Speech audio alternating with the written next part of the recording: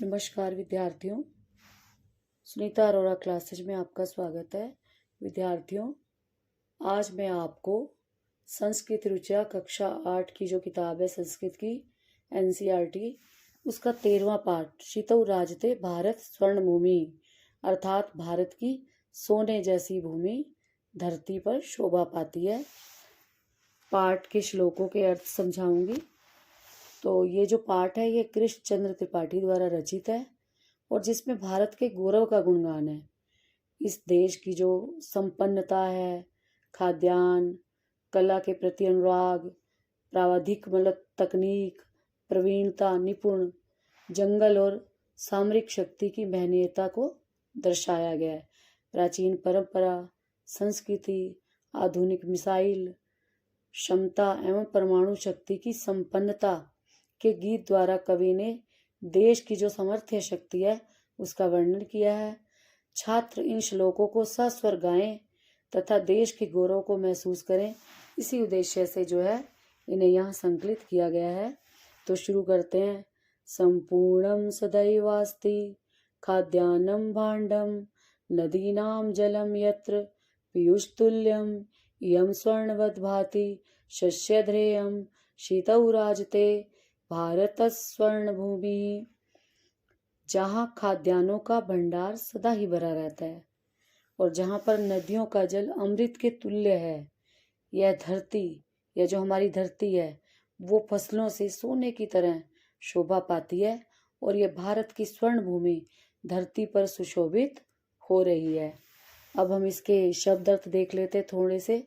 संपूर्ण मीन्स भरा हुआ, सदैव मीन्स हमेशा ही या सदा ही, अस्ति मीन्स आपको बताइए है, और खाद्यान्न भांडम मतलब खाने योग्य अन्न का भंडार, पीयूष अमृत स्वर्णवत सोने की तरह और भांति शोभा देता है, शस्य फसलों से, धरा धरती और शीतौ धरती पर, राजते शोभा देती है और भारत स्वर्ण भूमि भारत की सोने जैसी धरती या पृथ्वी या जमीन। तो जो है इसका आपको अर्थ समझ में आ गया होगा। जहाँ खाद्यान्नों का भंडार हमेशा ही भरा रहता है, जहाँ नदियों का जल अमृत के समान है और जहाँ फसलें सोने की तरह लहलहाती हैं, ये जो भारत की स्वर्ण भूमि है धरती पर सुशोभित हो रही है। अगला श्लोक पढ़ लेते हैं। त्रिशूलाग्निनागहि पृथिव्य शस्त्र घोरहि अणुना नाम महाशक्तिभिः पूरितेयं सदा राष्ट्र रक्षा रतानां धरेयं शीतौ राजते भारत स्वर्ण भूमि। यह जो भारत की भूमि है यह त्रिशूल, अग्नि, नाग, पृथ्वी और आकाश जैसी भयानक मिसाइलों से अर्थात प्रेक्षापास्त्रों से युक्त है, महान परमाणु शक्ति से भरी हुई है। यह धरती जो है सदैव राष्ट्र की रक्षा में लगे रहने वाले, राष्ट्र की रक्षा में रत रहने जो वीर हैं उनकी है। अतः यह भारत की स्वर्ण जो भूमि जो है वो धरती पर शोभा पा रही है। शब्द अर्थ देख लेते हैं। वीर भोग्या मतलब वीरों द्वारा भोगने योग्य, कर्म सेव्या श्रेष्ठ कर्मों के से जो सेवा के योग्य है, जगत वंदनिया मतलब पूरे संसार द्वारा वंदना के योग्य अर्थात पूरा संसार जिसकी वंदना करता है। भूमि इस धरती है और देव गया देवों द्वारा गाई जाने वाली या देवों द्वारा गाने योग्य, और पर्वाणाम पर्वों त्योहारों उत्सवों की ये धरती है। तो अगला पढ़ लेते हैं। इयं ज्ञानिना नाम च वैज्ञानिका नाम विपश्चियज्ञानाम्यं संस्कृतां बहु नाम मतानां जनानां धरेयं शीतौ राजते भारत स्वर्ण भूमि। इयं ज्ञानिनां च वैज्ञानिकानां विपश्चि जनानां मियं संस्कृतां बहुना मतानां जनानां धरेयं शीतौ राजते भारत स्वर्ण भूमि। ये जो भारत की भूमि है वो ज्ञानियों की है, वैज्ञानिकों की है, यंत्र विद्या को जानने वाले इंजीनियरों की है और सुसंस्कृत वाणी वाले गुणी जनों की यह भूमि है। यह धरती बहुत से मतों की है, विचारों की है, संप्रदाय के लोगों की है। अतः यह धरती स्वर्ण जैसी भारत भूमि शोभा पाती है। इस श्लोक का अर्थ ये है कि हमारे देश में अनेक धर्मों के, अनेक जातियों के लोग मिलजुल कर रहते हैं, जो अलग अलग संप्रदायों के हैं, अलग अलग धर्मों के हैं, अलग अलग जातियों के हैं और गुणी जन हैं, और सब लोग जो है मिलजुल कर रहते हैं। ऐसे लोगों की यह स्वर्ण जैसी भारत भूमि है। अतः इसके देवता भी जो है आदर करते हैं। इसके शब्दार्थ पढ़ लेते हैं।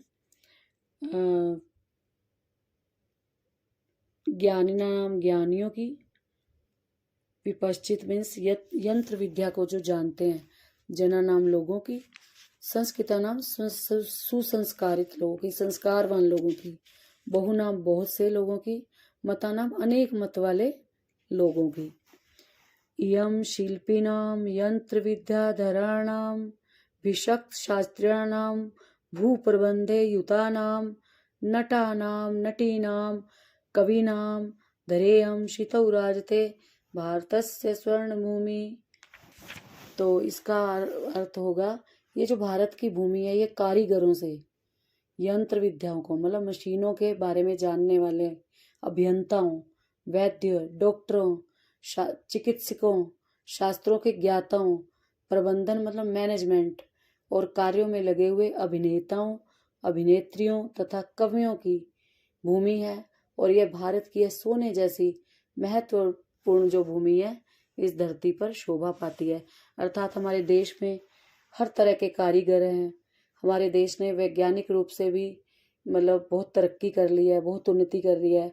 हर तरह की मशीनें हैं हमारे यहाँ, हर तरह के वैद्य हैं, हर रोगों के चिकित्सक हैं, विशेषज्ञ हैं, ज्ञाता हैं और शास्त्रों को जानने वाले हैं, प्रबंधन वाले, मैनेजमेंट कार्यों में लगे हुए जो लोग हैं, या अभिनेता, अभिनेत्रियां तथा कवि जो है, ये भारत की जो इस भारत भूमि में रहते हैं। और यह जो भारत की जो भूमि है, ये बहुत महत्वपूर्ण है और सोने की तरह इस धरती पर शोभा पाती है, अर्थात पूरे संसार में यह शोभा पाती है। इसके शब्दार्थ देख लेते हैं।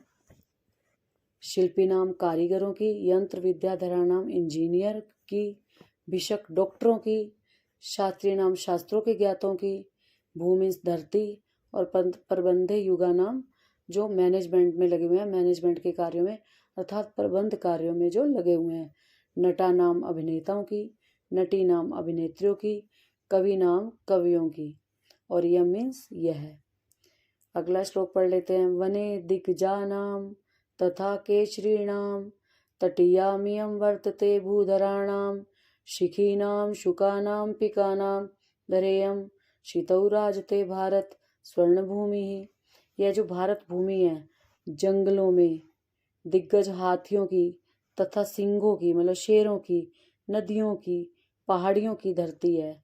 यह धरती मोरों की है, तोतों की है, कोयलों की है। अतः भारत की यह स्वर्ण भूमि धरती पर शोभा पाती है।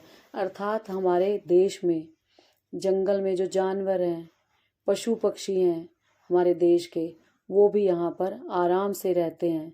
पहाड़ों की ये धरती है और यह देवभूमि भी है, और यह भारत की स्वर्ण भूमि पूरी धरती पर विराजमान है और पूरी धरती पर इसकी शोभा होती है। शब्द अर्थ देख लेते हैं। वने वन में मतलब जंगल में, दिग्गजा नाम हाथियों की, केचरी नाम शेरों की या सिंहों की, तटी नाम नदियों की, और भूधरा नाम पहाड़ों की, और शिखी नाम मोरों की, और पिका नाम कोयलों की। ये जो धरती है, ये भारत स्वर्ण भूमि है, और भारत की जो स्वर्ण भूमि है इस पूरे संसार में बड़े आदर के साथ स्थित है। यहाँ पर रहने वाले जो लोग हैं बहुत विद्वान हैं, बहुत प्रतिभावान हैं, और ये जो है, ये जो धरती है स्वर्ण भूमि भारत की, इस धरती पर शोभा पाती है। आशा करती हूँ आपको समझ में आ गया होगा। धन्यवाद।